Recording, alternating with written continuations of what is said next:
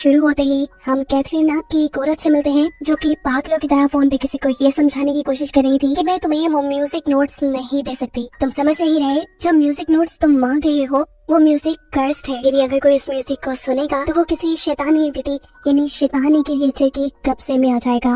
लेकिन फोन के दूसरी तरफ जो कोई भी था वो इसी बात पे बाजिद था कि मुझे वही म्यूजिक नोट्स चाहिए और उन म्यूजिक नोट्स को मैं रेडियो पे टेलीकास्ट करना चाहता हूँ। इसलिए कैथरीन तंग आकर उन म्यूजिक नोट्स को जलाने का फैसला करती है। जिस बॉक्स पे वो म्यूजिक नोट्स थे, कैथरीन ने वो पूरा का पूरा बॉक्स ही जला डाला था और उसके ऐसा करते ही यहाँ बहुत अंधेरा हो जाता है और इसी अंधेरे में कैथरीन को दो चमकती हुई आंखें दिखाई देती हैं। ये शायद उसी एंटिटी की आंखें थी जो इस म्यूजिक के जरिए लोगों को पोजेस किया करता था, यानी अपने काबू में किया करता था। कैथरीन उन आंखों पर गौर करने की कोशिश करती है, लेकिन तभी उसे अपने करीब कोई आवाज सुनाई देती है और वही एंटिटी कैथरीन को उसी आग में गिरा देती है जो कैथरीन ने खुद जलाई थी और वो बॉक्स जिसके अंदर म्यूजिक नोट्स थे वो बंद हो जाता है। कैथरीन के जलकर मरते ही यहाँ तेज बारिश होना शुरू हो जाती है और इस बारिश की वजह से नोट्स पे लगी हुई उस आग बुझने पर वो म्यूजिक नोट्स भी बच जाते हैं जिन्हें कैथरीन खत्म करना चाह रही थी, लेकिन इसके बदले वो खुद ही मारी गई। सीन कट होता है कि पाइपर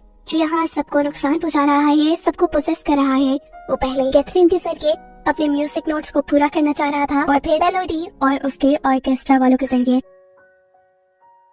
उसे ये भी पता था कि जरूर कैथरीन ने कुछ ऐसे नोट्स भी बनाए होंगे जो इन नोट्स का एंटीडोट हो, यानी वो म्यूजिक नोट जो पाइपर को रोक सके। या जोई जो अपनी पाइपर वाली बुक पढ़ रही थी, उस बुक के मुताबिक गाँव वालों ने पाइपर को तो मार दिया था, लेकिन पाइपर ने बोला था कि जब तक उसका म्यूजिक जिंदा है तब तक वो बच्चों को पोसेस करता रहेगा। ये पढ़ते हुए ही पाइपर यहाँ पर भी आकर जोई को भी पोसेस करके अपने साथ ले जाता है। यहाँ हम देखते हैं कि मेलोडी का दोस्त मेलोडी के मना करने के बावजूद भी दोबारा उस म्यूजिक को सुनकर उसके दूसरे पार्ट को भी ट्रांसलेट करने में कामयाब हो गया था, जिसका मतलब था जो भी मेरे जाल से बच निकलेगा उससे मैं दोबारा अपना बदला लेने आऊंगा। यह मेलोडी जो कैथरीन के घर पाइपर को रोकने वाले म्यूजिक नोट्स ढूंढने के लिए आई थी, उसे यहाँ पर कैथरीन की बहन मिलती है जो उसे कहती है तुम्हें क्या लगता है कि तुम वो काम कर लोगी जो कैथरीन पिछले 50 साल से नहीं कर पाई? मेरी मानो तो दूर रहो इस सारे कामों से, वरना तुम्हारा भी वही हाल होगा जो कैथरीन का हुआ। मेलोडी उसकी बातों पर ध्यान नहीं देती और यहाँ म्यूजिक नोट्स ढूंढने में लग जाती है और उसे वॉल पेपर के पीछे बहुत से म्यूजिक नोट्स मिल भी जाते हैं। ये नोट्स देखकर मेलोडी की उम्मीद जाती थी,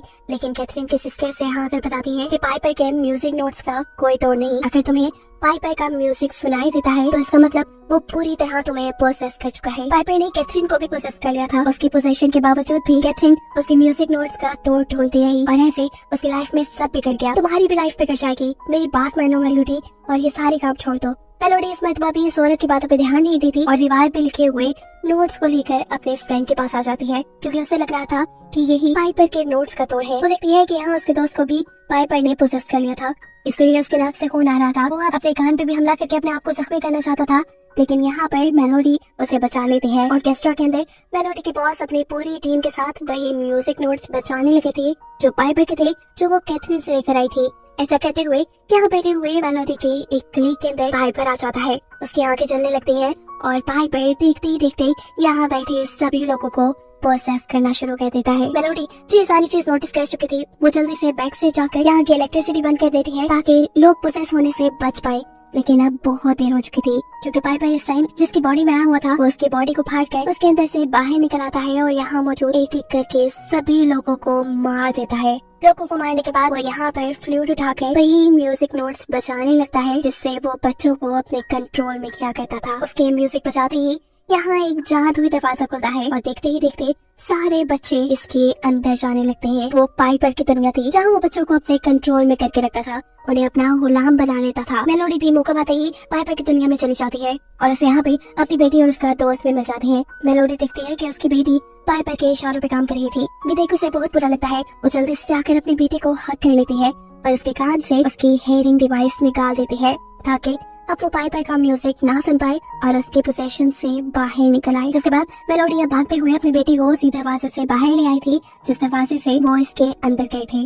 जोई को यहाँ से भागता हुआ पाइपर देख लेता है, वो भी उसे पकड़ने के लिए बाहर आता है, लेकिन जोई उसे बचने के लिए कहीं छुप जाती है। इससे पहले कि अब पाइपर जोई को पकड़ लेता, मौका पाते ही मेलोडी यहाँ पे एक फ्लूट उठाकर एक नया म्यूजिक बजाना शुरू कर देती है। पाइपर के ही म्यूजिक नोट्स को उल्टा पुल्टा कर ऐसा करने से पाइपर को बहुत ज्यादा दर्द हो रहा था। वो तड़पना शुरू कर देता है और उसकी इसी तड़प में उसके मुंह से बहुत सारे चूहे बाहर निकलते हैं, जो बाहर निकलकर उसे खाना शुरू कर चुके थे। आहिस्ता आहिस्ता चूहों ने खा खा कर पाइपर को मार दिया था और सारे बच्चे पाइपर की कैद से आजाद हो गए थे। पाइपर के कंट्रोल से बाहर आते ही वो बच्चे पाइपर के ही बनाए जादुई दरवाजे से अपनी दुनिया में वापस भी आ जाते हैं।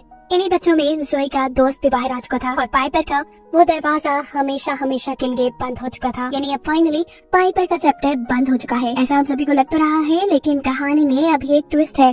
कहानी के आखिरी सीन में हमें जोई को दिखाया जा रहा है, जो बहुत ही अच्छी फ्लूट बजाने लगी है। वो इस टाइम एक पुराना म्यूजिक अपनी टीचर को सुना रही थी। टीचर भी उसकी म्यूजिक से बहुत इम्प्रेस थी और इसी म्यूजिक को बजाते हुए जोई की आंखें आग की तरह चमक रही थी, बिल्कुल ऐसे ही जैसे पाइपर की आंखें चमकती थी। साफ मतलब था कि पाइपर अभी पूरी तरह खत्म नहीं हुआ था। वो पूरी तरह जोई के अंदर था या उसने जोई को पोसेस किया हुआ था। इसी मिस्ट्री के साथ ये कहानी यही खत्म